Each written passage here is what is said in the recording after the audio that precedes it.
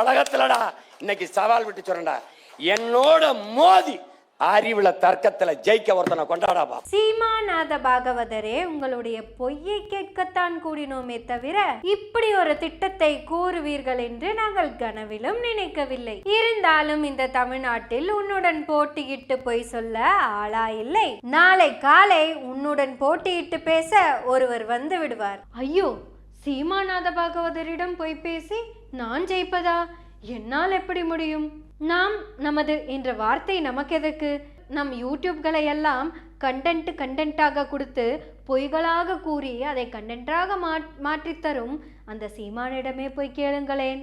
நான் இப்பொழுதே சென்று சீமானிடம் கேட்கிறேன்.